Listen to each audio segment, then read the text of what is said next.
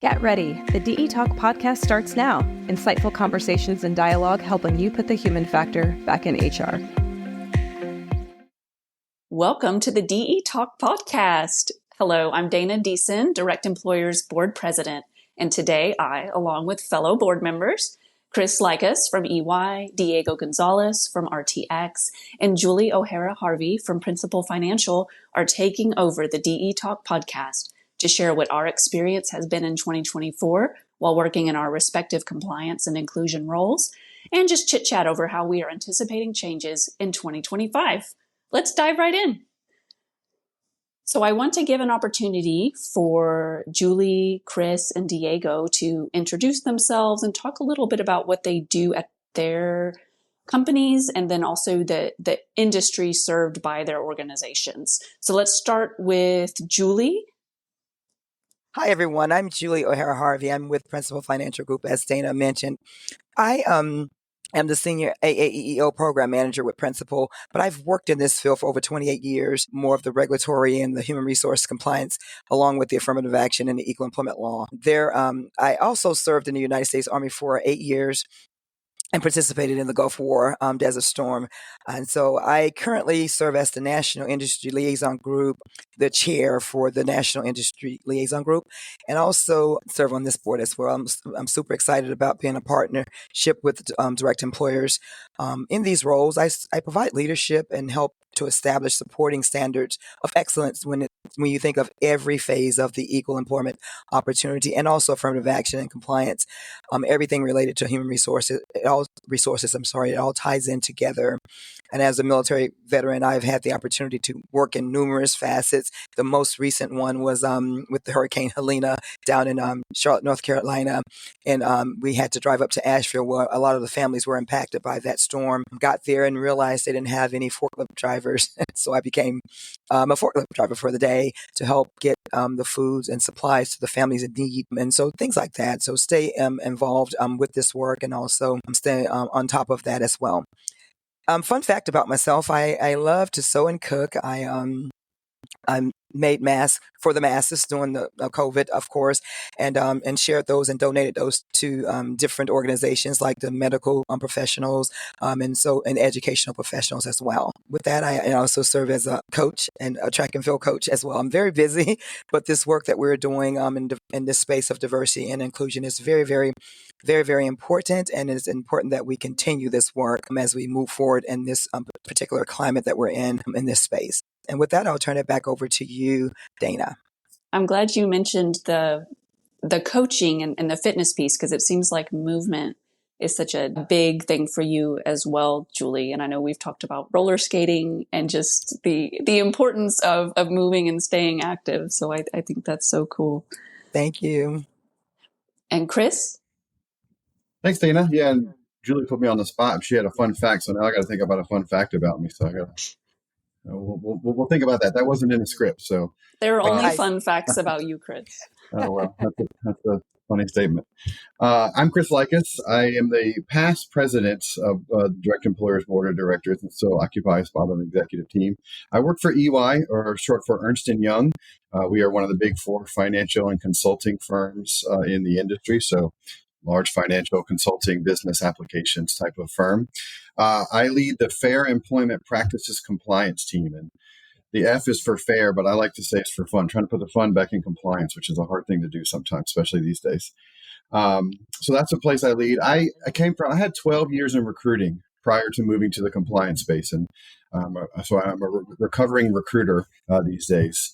Many people in recruiting say I went to the dark side coming over to compliance, which is definitely true in some cases. But it's been fascinating for me, especially working with a company like DE, to be able to continue to be in both of those spaces, to stay in the recruiting side of things, but also be very involved in compliance and audits and federal contracting and all the things that are compliance-based. But the one thing I will say before my fun facts is that I think, as Julie said, inclusion has always been at the core of what I've done in all these spaces. Recruiting exposed me to a lot of different types of people, a lot of different cultures and backgrounds as you're looking through candidates and trying to find hires. And then in compliance, really learning more about the inclusion space and how observing and understanding how your organizations include people makes you a much more productive organization. So that has always been at the core, even when I didn't realize it, the core of what really drives me into working into this space. So that's been a core driver for me. A fun fact, I guess I'll quick say, is I'm not a sound engineer, but I do run professional sound for my church and for a couple local bands in my area. So if you ever see me behind a board pushing numbers and pushing buttons and doing things, I really, really enjoy trying to, work through sound and work through music. And music is another big part of my life that I just enjoy.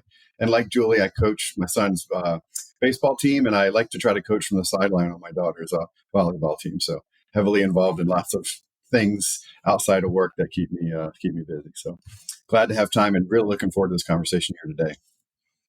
And I know those volleyball tournaments have you all over the country, so that's fantastic. That's right. And Diego, how's it going? Thanks, Dana. Thank you for that introduction. My name is Diego Gonzalez, and I lead the HR compliance function for RTX, which is actually the post-merger conglomerate of Raytheon Company and United Technologies.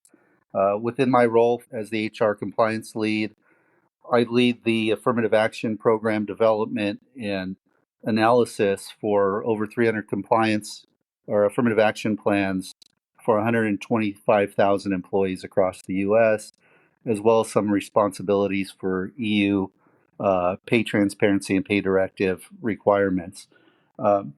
So I've been in this space for about 20 years, and part of my background before joining RTX 8 years ago was with the OFCCP, where I spent about a decade with the OFCCP, working in the national office on both the policy and operations side, as well as managing the Hartford district office.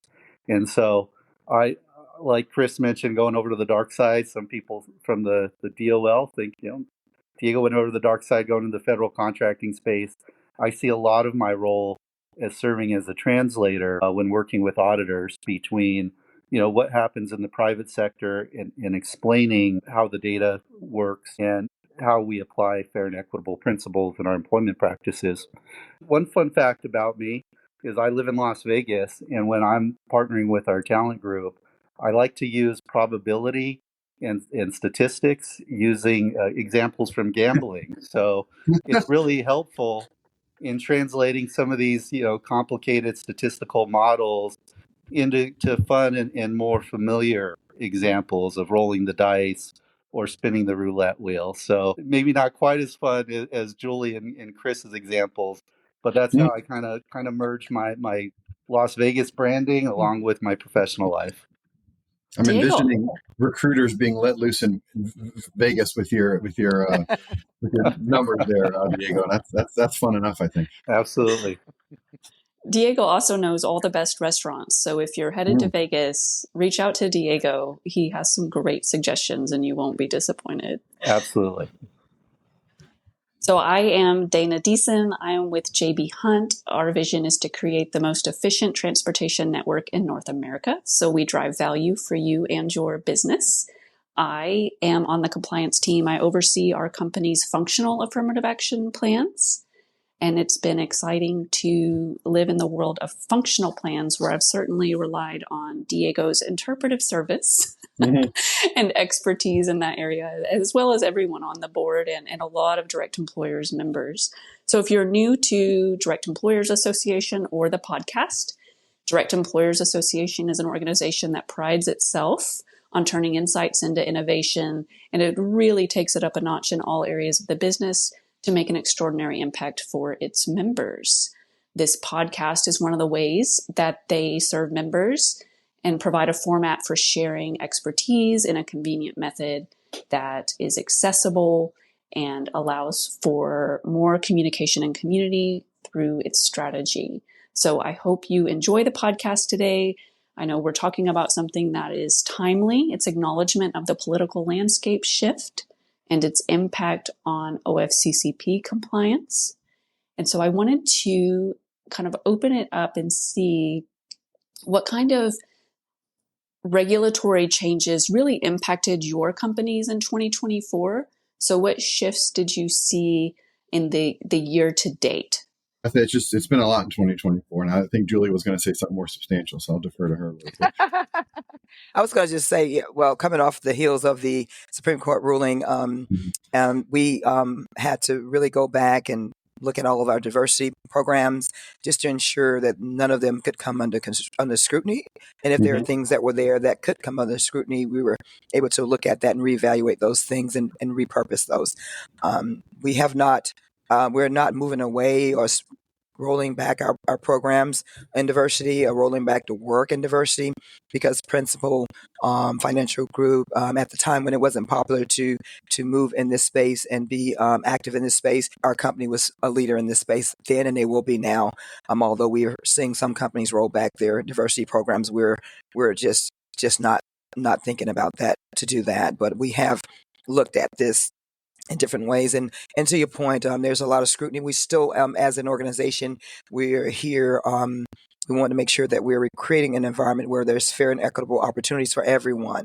So we've always done that. It was never like something where we went to say, if you look at a pendulum, how it swings left to right, and we did not just say, okay, we're just gonna, look for and look at a certain demographic and say this is the only demographic that we're going to work with, and we're going to target that demographic. It's not the way it works. We've always stood by the regulatory requirements, which is ensure that we're casting a far net that's far and wide, bringing back all talent, and then also making the decision of choosing the most qualified person. So with those changes, we've been really looking at that and scrutinizing that. So, and you brought up something to Dana earlier about equity. I noticed that a lot of companies have moved toward equity out of the DE&I part of diversity and inclusion. So with that being said, I've seen some trends of that happening across the United States.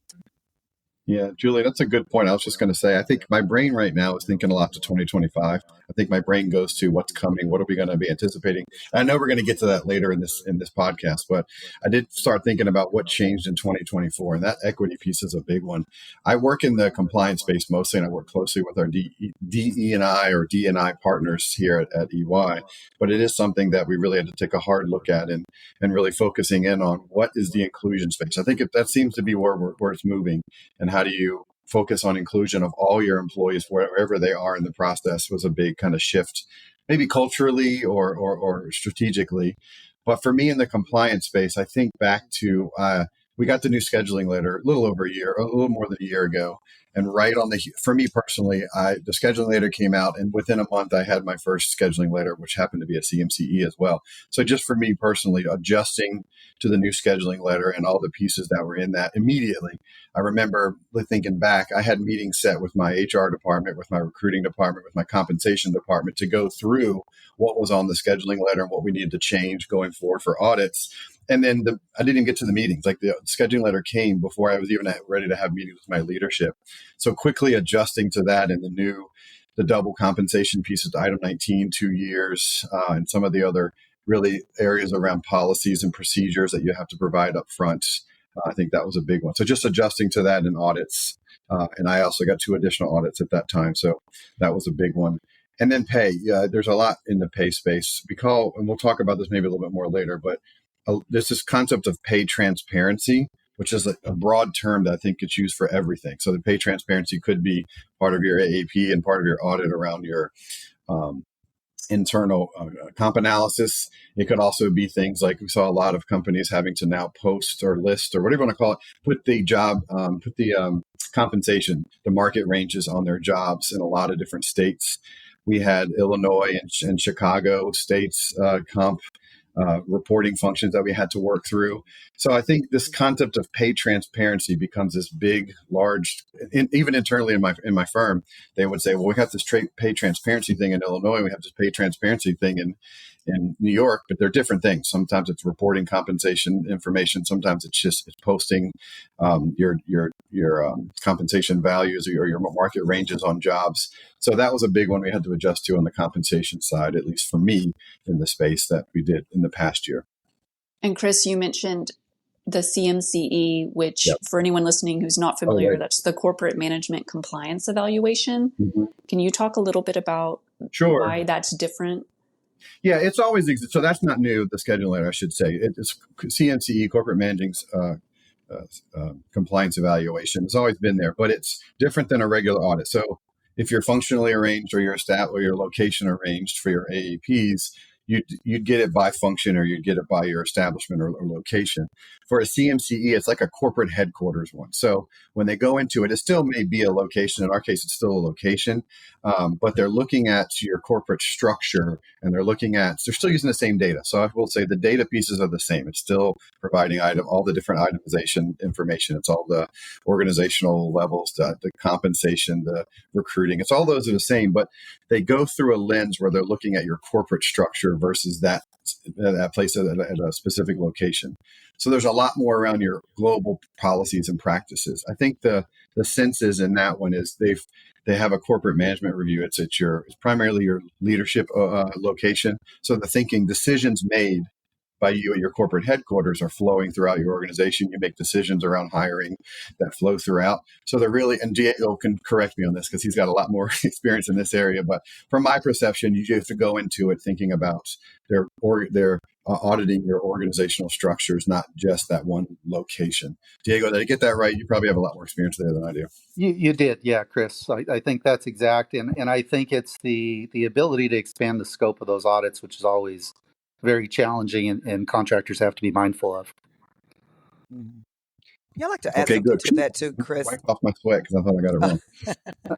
I wanted to add something too, Chris, that I know that what happened in 2024 in line with what you're talking about with compensation, with pay in general. The OFCCP, they introduced sophisticated data analytics to detect systemic discrimination. Sorry, there's a tongue twister there. But they issued this tool to detect the systemic discrimination. For example, there's a new predictive modeling technique to identify potential wage disparities across protected categories. And also there's an increased sample size requirement for compensation analysis. And then the real world case study, for instance, the tech sector facing heightened scrutiny on gender and pay gaps. Yep. That's a great point, Julie. Yeah. I'll follow on with, what Julie and Chris shared. Chris called out a little bit of the pay transparency and pay reporting requirements. That's been a real challenge as a multi-state, multinational employer, especially when it comes to California. And I think, we'll talk a little bit about what to look forward into 2025 and potential impacts of a new administration. And that could be anything rolled back from a federal level or changing from a federal level, could be anticipated to be picked up at a state level. And you can just look at the pay transparency and pay reporting requirements as one of those challenges for multi-state employers that we could face in having to solve 50 problems. And that's going to be an interesting challenge to work through. The other challenge we have is the anti-harassment trainings, which aren't necessarily new, but they continue to evolve.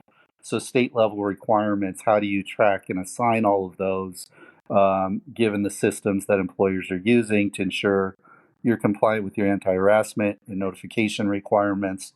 And then even though the actual regulatory framework is still a little bit light, ensuring that AI development or even selection of vendors is compliant or allows for compliance down the road for anticipated regulatory changes, and how do employers kind of avoid sunk costs or building out systems that could be challenged when it comes to audits in terms of data production and analysis. So those are all hot topics in 2024 that will remain open into 2025 and continue to need to be solved for.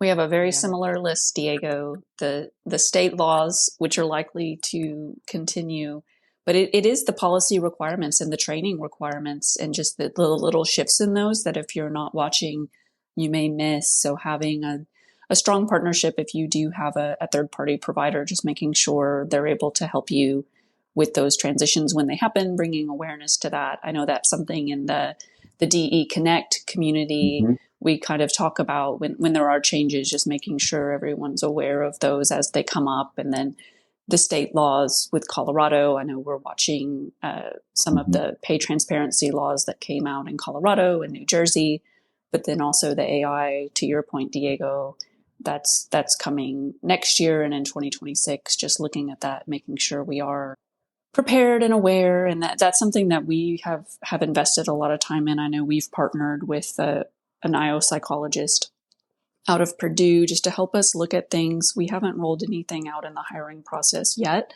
but we're certainly looking at it and thinking about how we can use that to improve our hiring processes, and making a better candidate experience is one of our areas of focus. And so maybe with that, we can transition to thinking about 2025, or if you have any kind of technology impacts that you've considered in 2024 that will continue on in 2025, would be interested to hear about that. One of the things you mentioned as we kind of transition in my head, I think when I looked back at last year, those compensation and the new scheduling letter were really the big things to focus on early in 2024. But I think those are still important. So don't get me wrong, compensation in particular, overall pay transparency. But I do think AI is kind of dominating the space right now. At least it is for me, and kind of how these things are coming out. We talk about some of those predictive analytics and algorithmic hiring considerations and where this is being used or not being used yet. I mean, even even the scheduling letter did kind of push us into this space automatically, because it was asking specific questions that they hadn't asked before, at least not in a scheduling letter, not up front, around what systems are you using? What technology are you using that could be AI? What's a bot versus what's some of the other older technologies versus actual AI? So it sort of forced, at least in audits, forced companies to really think through what do we have? What are we disclosing? You gotta talk to your different organizations and find out what they're using. And I don't think that's going away. And at least in my space, I don't know what others think. It's grown exponentially in the last just few months, even as far as where that's coming into the space. Yeah, I agree, Chris. And I think looking into 2025 and some of the chatter that's occurring right now, speculation of new administrative priorities, it without having a crystal ball, it's really hard to guess. But we can look to the past, and we see even from the EEOC, kind of a party neutral framework and guidance around AI regulations and how impact from an AI perspective would be looked at. Commissioner Sonderling, who's presented to DE conferences and in groups, has been very much out front in this and saying, look, it still has to be a fair process. So looking at that technology, how it evolves, and ensuring that it is fair and equitable, there still needs to be some framework in place for contractors to be able to evaluate. And one area where I'm focusing into 2025 is continuing to develop guidance for recruiters in the talent space around requisition management and clear qualifications to be able to defend hiring outcomes in particular. And I think all of that is going to stay the same. So without guessing of what's going to change, it's kind of, let's try to focus on things that we have relative assurance that will stay the same. And that's being able to defend your selection outcomes. Absolutely. Yeah, I think that's a critical point. Can I piggyback on what Diego just said too? I spend a significant amount of my time with recruiting, just because it's such a huge area. It's one of the we at EY hire between 10 and 20,000 people per year, and our applicant flow is in the millions each year. And that's just a lot of opportunity to make sure you really, really understand how we're defining an applicant. Like these are basic things that we've been doing for years, but it becomes more relevant and more particular now when you consider any kind of technology acting on your behalf, potentially doing some of those selections, some of those scanning for you. How you define an applicant, how are you defining dispositions? How do I know, looking back at all that data at the end of a year, what we did and how? So if nothing else, no matter what technology we're talking about moving to, if it's an assessment-based opportunity or AI-based opportunity, it still goes back to some of the fundamentals. And Chair Burrows mentioned this at NILG last year. The laws still stay the same. You still have to be accountable to your process. You still have to be accountable to all the data. You still got to produce things to show that you're not being discriminatory in any way. So the more time you can spend between recruiting and compliance, the much, much better you're going to be in the long run, especially as we go into, as Diego said, just kind of this unknown where we're going over the next year. Yeah, but I just want to add to that, thinking about 2025, I've been to several webinars, And there's been a lot of talk and chatter around partial rollbacks of aggressive DEI mandates, and also simplified reporting requirements and increased focus on voluntary compliance over punitive. So there's some chatter about that out there.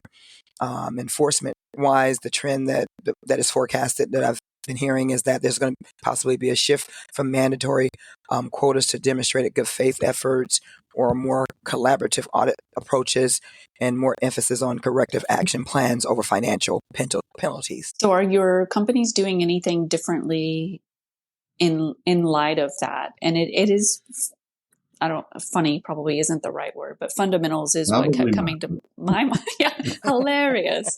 That the fundamentals are what keep coming back to my mind, Chris. Yeah. And we have this new technology, all these changes with the state laws, and it really comes back to knowing the foundations, the regulatory principles. It's knowing the internet applicant rule, understanding the uniform guidelines, and really looking at your processes and making sure they are rooted in equal employment opportunity. At the end of the day, that's what we're trying to achieve. But I'm just wondering, are there any shifts that you are making or planning to make in 2025, to Julie's point about, potential rollbacks of inclusion requirements? And I know that the catalyst kind of was the Harvard UNC decision with the Supreme Court. And just any directional changes there, or any shifts if the agency, the OFCCP, does move more toward voluntary compliance? Anything internally or externally? I will share for us at Principal, we've kind of looked at making sure that we have more cross-functional compliance teams. We're working together collectively, right? We're all communicating. We're in sync with each other, legal, risk, compliance. Everybody's working together, talent acquisition, to ensure that we're all on the same page and understand this. And we're walking through this and peeling back layers together. We're developing adaptive technology assessment protocols, and also implementing continuous monitoring systems. We're looking at everything and monitoring, and then training is most important, right? To ensure that everyone everyone is aligned, because you have folks in and out of your organizations, coming in, leaving, and you have to continue to train to make sure everyone is aligned and that we're all consistently executing on our policies and practices at Principal. I think that's good advice. And I do see companies that continue to be siloed at a great disadvantage with this transition. If you are not collaborating and talking to each other, things will get missed. I mean, there's just too much going on, and that's probably not going to slow down in 2025. Yeah, I would say for RTX, I don't anticipate any fundamental shifts. One thing we've recognized for a while, and in part for myself personally at the OFCCP, is that there's equal protection for all, right? The Title VII principles still apply, and there's going to be a continued need for proactive analysis and understanding of your inputs and outputs. I don't think any of that changes. What could potentially change for us is the constructs and the comparator groups. If there were to be some changes, which I don't think would happen quickly. With the diversity space, it's a little bit different in that how it's presented in the, I think, larger cultural zeitgeist of what's diversity, what's affirmative action. A lot of these terms get conflated until there's actual clear guidance from DOL. If there is any changes, we're still required to stay the course. So 2025 planning is still happening exactly as we're required, and we're working very much into the month of December to ramp up our planning for 2025. So so far everything is on course for us. No large changes. Yeah, I agree with what both Julie and Diego and Dana said too. I think it comes down to the fundamentals. I think it comes down to understanding how you're dealing with internal discrimination factors and equity in those areas. So what I would say is, I don't think we're changing from any of those, but depending on where you get your information, what outlet you're hearing, whatever you're hearing about what speculation might be out there, what crystal ball you're tuning into, you could go in a bunch of different directions. There's a lot of ways it could lead you if you're not careful. So I just want to echo, I think they're right. Everyone's been right about just really focusing in on your internal processes and how you're handling those areas and being accountable to yourselves in those things. And I think you really do need to be having some of these conversations, especially in what was historically the E&I space, because I think we've seen in past administrations, Republican and the Trump administration in particular, taking aim at those areas. And I think there have been some examples, whether not the administration or some other legal entity, where is using their ability to bring up cases and bring up things that would try to combat inclusion-based practices and things. So I think you're doing yourself a disservice, and if you're not working interconnectedly with your organizations like your DE&I or D&I or whatever you're calling it now, if you're not working with them to prepare for those things, we a lot of times, as Diego said, you want to just keep pushing forward and doing what it is you know is best for your company. But I think you need to really take a healthy risk tolerance to say, especially going forward, how much are we going to stand up for these practices and how much are we going to be scrutinized for it in the future? And where does your company land on those? How is your leadership prepared to take a stand or not take a stand, or how they're going to package it and so on and so forth. So what I have worked with internally, we're doing a lot with my internal groups, is really let's just open up everything we can. Let's make sure we're totally understanding what's happening, what data we have, what we're seeing in our data, what programs we have, what outreach we're doing, what training we're doing, really understanding what your organizations are doing so that you can kind of prepare your stance, your take on how your company, how your organization is going to react to some of these things, because it's going to change. There's going to be changes one way or another in the next 5 years, 4 years or so. It's just how are you going to be prepared to handle some of those? Yeah, Chris, I think you kind of touched on a really good point with these partnerships internally. And when I look at some of what might be branded as, diversity efforts, they're not necessarily solely focused on just the effort to have a diverse outcome. You're going where there's talent, right? And so if you're attending a NSBE conference, for instance, you're not going there just for the sake of diversity. You're going there to find talented individuals in the engineering space, or you're going to other particular areas to find talent. And a lot of that I don't think changes fundamentally, right? You're going where the talent is. Um, and that should be what we're doing today, right? We're going to find the most qualified, the best candidates, and we're going to look in a lot of different places to find those individuals. So I think how we talk about those efforts maybe will shift a little bit, but fundamentally, we're still going to take extraordinary efforts to find the most qualified people that we can for our opportunities. Absolutely, Diego. I think, and to piggyback on you, key navigational strategies can be like embracing technological solutions for compliance, developing adaptive, forward-looking frameworks, and also prioritizing your proactive over your reactive approaches, and leveraging what you said before, professional networks, right? Industry insights to help us to better navigate this. And it is a process, and we should continue to monitor and also continue to look at ourselves, peel back layers, and also update where we need to, and make those changes. But once again, prioritize proactive over reactive approaches.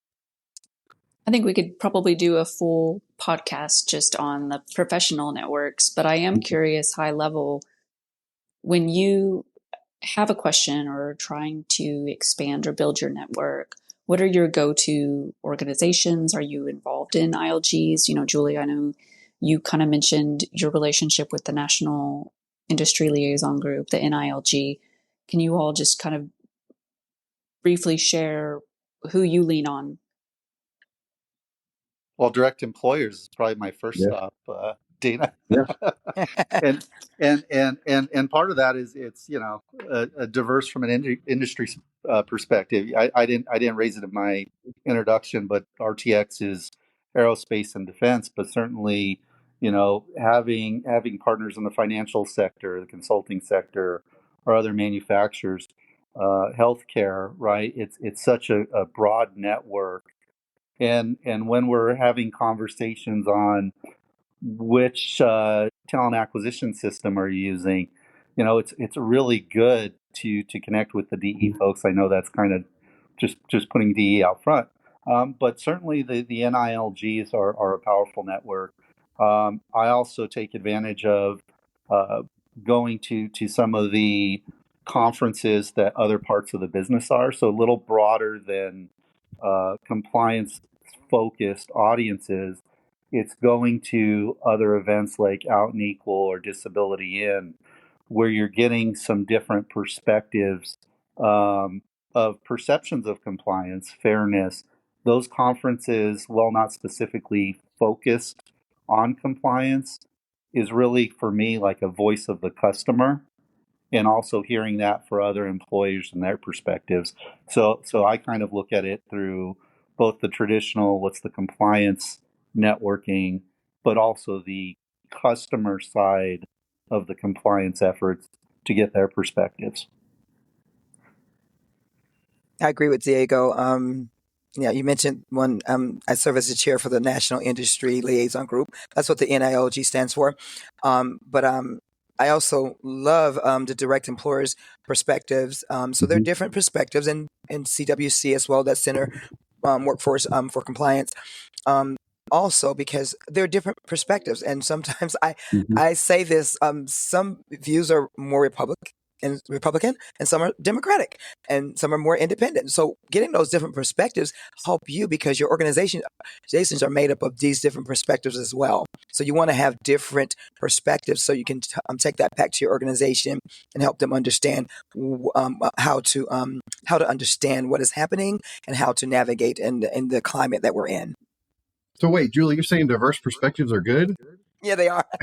I can't believe it. I think there are. I think you should listen to all sides, because I just think that it makes it it's more interesting, because you don't want to have a closed mind, because Right. there are different perspectives that are coming from different places, and you can put it all together and then make sense of it and put it in perspective for your organization.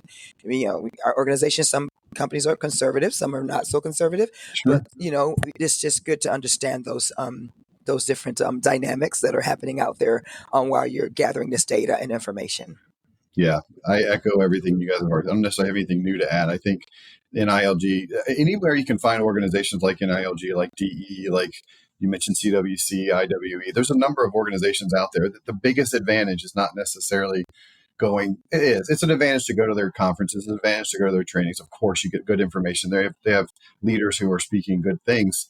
But it really is that connection to the other people and getting other like-minded folks like yourself who are in your same role in their company and how they're challenging and dealing with those things. And I know Diego started with it, but I'm going to say it out loud here too. DE gives you an opportunity to do that individually. You go to some of these conferences, you go to NIOG, and it's just big and there's lots of people and you get some interactions, but you don't get it when you leave the conference. You don't necessarily get that interaction unless you're involved in your local ILG chapter, which again is helpful. A couple quarters or a year, they may have a meeting. But I do find a lot of value in the DE. As Diego said, it's a diverse group of companies, very different perspectives, and you can have a direct connection with them through some of the tools and things that exist around the community and so on and so forth. Put a question out there that you want to have answered from some other folks, and I think that's a big advantage beyond listening to a conference or going to some of those things, that you have some direct connection to some of these people who are in your space as well. And I think that's a huge advantage on a day-to-day basis. Yeah, Absolutely. Chris, you mentioned IWE, so Institute for Workplace Equality, really great resource in part because they bring in faculty from a lot of different law firms, which is a great perspective to have. But one that I actually is a little newer for me in my role is the HR Policy Association as well, for those that have access to that group, in part because, I think they all fit different purposes within our function. Some of them provide the opportunity to weigh in on proposed changes to regulations and others. So it's good to have kind of a broad knowledge of what each of those groups, if you're able to have access to multiple resources. Great. And I know we at JB Hunt are plugged in at our local ILGs. Living in Oklahoma, I'm a member of two. I'm kind of right in between. So I hit North Texas and then also Arkansas. They're great resources for networking. And then, of course, I rely on the DE Connect. I get the email news feed, so I get a digest of the questions and conversations that are happening, and that's a big help. There's also access to webinars. And I know partners like Outsolve and Rothman Horvitz have provided webinars that you can go back and look at the recordings within the DE community. So that's been a nice resource when you're busy during the day. Sometimes it's hard to catch the podcast live. So it's nice to be able to go back and listen, or maybe it's not an issue at that time. And then when you get your scheduling letter, you want to go back and look at it again. So right. Never too much information, right? Absorb it all, be a sponge, take it all in. Every organization offers great perspectives. Take it all in. That's all I can say as advice to you, because I take my time, and to your point, I attend all of these different webinars. They're so valuable in this space. Yes, they are. And I would say, even if you're not totally active today, to Dana's point, if you get your scheduling letter tomorrow, it's a good idea to start interacting with those organizations now, those other entities now, because you can start building relationships so that when you do have a question, it's you know where to go, you know where you can have trust in some of those areas. So even if you're not actively using, feel like, oh, I don't have an audit, I don't need to go out and look at those, I don't have an issue, I'm not doing an ATS upgrade or any of those kinds of things. It's a good idea just to get out there anyway and absorb everything so that you can create some of those connections, so that when you are in a jam, you get quicker response into kind of where you want to go. That's a great point, Chris. That is, Chris. Once again, be proactive, not reactive. Absolutely. And you kind of mentioned, audits, and we've talked a little bit about scheduling letters. I believe all of our companies were on this most recent CSAL list, which is the corporate scheduling announcement letter. It's the courtesy Not me. notification. Not principal. Oh, No? okay. Well, Not my us. apologies. Well, Julie's the big winner then. I saw that. I was like, oh my gosh. Some of us have more than 9. Yeah. I saw that too. Yes. I was like, what in the world? So these Just are saying. notifications that our establishments have been selected to undergo a compliance evaluation. And I'm curious, I know, I think 3/4 of us have audits from prior CSALs, but I'm curious, has anyone gotten a scheduling letter from the new list, or have you heard anything about this latest list? I have not. Yeah. So I have 10 on the new list, which is super fun for the next, whenever those come out.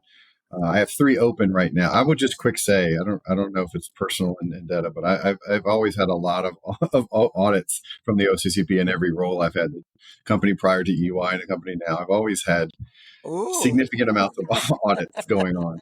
Yeah, there is a common denominator, Chris, and it's you. So what did you do? Because I keep trying to put the fun back in compliance as they're trying to just beat it. No, I'm just kidding. It's the nature of the job. I've always worked for large companies, and they've made it very clear on many of their scheduling letter how they select us that when you have large companies and large establishments, you get more audits because they're looking for volume. All that to say, I have not got any on the new scheduling CSAL list yet. I have heard through the grapevine there has been one that I know that's come out already, which is really, really, and it was in the Western region, the West region that has been opened. The big question I have, and I don't know if anyone has any answers, I haven't heard this yet, but there was a movement in 2024 to have, if you had multiple establishments, that they would open them together under the same region. I had that happen. I had 2 in the last scheduling letter, and they both were open at pretty much the exact same day. And they were not in the region where the establishment is. So we're location based. I had one in the Southeast region and one in the Midwest region. And they were both open in the Midwest region. So it's an interesting concept where they were, again, pushing those together, I think for efficiency reasons, which may be true. But if I have 10 on the scheduling letter and are they going to open, I don't know the answer. I'm asking this out loud. I'm sort of scared about it. Are they going to open all 10 in one region at the same time? I have to believe that's not going to be the case, but it is a question and concern that I haven't got a reaction to from anywhere yet. I think it's a great question, and I think there are a lot of companies that are concerned about that and just the volume and ability to respond. So hopefully they take that into consideration and are willing to work with us. Yeah, and I echo Chris's outcome. So as a large employer, we typically get whatever the maximum is. So we did receive the maximum this go around as well, and we also had some facilities that had the maximum. But I think it was only 2 on the last CSAL. But but both of them were in different regions. And my understanding, those are still to be scheduled. But when they do get scheduled, we've been told that they would be from just one office, cross regions. And then similar to Chris, I believe the Pacific region has started to schedule some from the new list, which would indicate to me they exhausted their prior list and they're able to move on to their new list. And if that's the case, then hopefully they're proceeding by scheduling more locally. But I have not observed anything personally on that. I will say for those that are on the list, especially if you have what's quote unquote a multi-establishment type audit from one office, really, really important to know if it fits your business model that not all locations are the same, right? We kind of straddle both aerospace and defense. We're a byproduct of multiple acquisitions and heritage companies. So even though at the top line we carry one corporate banner, operations across our facilities, some practices vary across facilities. So even though in some instances that might yield efficiencies for the OFCCP, we're very transparent and we, reach out to OFCCP to really clarify the expectation. You might not have overlap between these two audits. They may need to be looked at in different contexts, depending on the area of the audit they're focused on, right? Different market ranges for different jobs, different talent processes, and then all of the local outreach efforts. Some of those are going to be very different. So those are some challenges with the multi-establishment reviews. Absolutely. So as we kind of think ahead, and I know we've sort of talked about it a little bit, but just what are you starting, stopping, and continuing as we move into the new year? I actually just had a call leading into this this recording. One of the things that we're focusing on is continuing and actually expanding our efforts around reviewing comp equity and pay transparency programs, because that seems to be a space that's expanding rather than contracting. And so when I look at resource allocation for 2025 and beyond, that is a key area of focus for us. And part of that is also, if you get it wrong, the compounded interest effect of making the wrong compensation adjustment could carry on for years and years, the full employee life cycle. And so I really believe that's an area of opportunity for companies to focus on and to make sure you get it right, because unlike some of the other areas of compliance that are a little more discreet in the, we'll call it liability period or make whole relief functionality, anything tied to compensation really has longer term consequences. So that's an area where I'm particularly focused on in my programs for 2025. Yeah. I think that's a great point. Yeah. And for us here at Principal, just continuing to have proactive compliance strategies, continuous learning. I mean, this is a lot of moving targets in this space now, and changeable targets, adaptable organizational frameworks, continuing to have commitment to equitable workforce practices. That's the gist of it for us here at Principal. And you mentioned training earlier in our discussion, yes, Julie, absolutely. And I think that's something we didn't spend a lot of time on, but is definitely something that needs to continue. So there's a lot of continuing, not a lot of starting and stopping, just moving forward. I'll just quick say, I don't know if this is a stop, but I think I kind of thought about all three that just now as Diego and Julie were speaking. I think I agree with most of what they're saying in both. The only stop I would say, it's not really a stop so much, but it is considering how we talk about the work that we do in this space, considering how we are framing what is affirmative action, especially after after some of the cases and some of the laws that have come out. What does affirmative action really mean, and how are you framing that? How are you talking about those in your organization? So maybe stopping some of those, just moving with the industry around how we talk about some of these things. Myth busting. What's that? Myth busting. Myth busting. I like that better. Yeah, busting those. I guess I'm starting the myth busting, not stopping it so much, but just how we talk about it. And continuing, like Julie said, I spoke about this last year at the NILG as well. at the conference, really looking into your organizations and thinking through beyond just for compliance reasons. How are you measuring your organization for performance? How are you measuring your people? Because EY is a very people oriented. We don't create any kind of aircraft. We don't do any product like that. It's all of our people services, tax and accounting and consulting and things like that. So how are you investing in your people and making sure that your product is the best it can be? And people data for us is a way to get to that. So even if it's beyond compliance, how are we continuing and starting to look at trends and analysis and how production and productivity and how people's individual needs are contributing to that, and how you can include those in your policies and procedures internally so that you're moving the organization forward. And although it's already started, I will say my team in particular has taken a pretty significant shift into the AI space. I think it is coming. I think for a long time, I sort of looked at AI and thought, oh no, we have to stop it. It's going to mess up compliance. It's going to mess that up. It's coming whether we like it or not. So I sort of shifted in my thoughts to say, it's not if, it's when. And how do we get prepared? Like, this is proactive. You said it a couple times, Julie, but how do we proactively look at these things? Many of these tools that I'm hearing about have the ability to do regression analysis kind of real time once it's getting data. And one of the things I've cautioned in our company is just that if we start interacting with some of these things, how do we stop? Like, how do you shift? How are you going to be nimble if you're starting to see some of these things come out, some things of concern? And it's hard to stop recruiters once they're moving in one direction, right? Once you get processes and policies set up and they start moving. But if you find something that's not going well in the processes, because you got to think about, you can do this today. Recruiters can have bias in their own processes, and it's isolated to one recruiter making bad decisions or whatever it happens to be. But when you have an AI system that maybe has some bias, unfortunately built in, that's much, much, much more broad. So at some point you have to be nimble as a company to say, we have to stop doing it that way and readjust this piece or that piece. I say it again, I think we're going to have to go this route with the volume that EY does. We're going to have to invest in some of these technologies because the people seeking jobs are looking for it. They're looking for an easier way to get into jobs. They're looking to utilize many different features. They have resume writing things that they can do. They can record interviews. There's lots of ways they can get to your information and apply to your companies that way.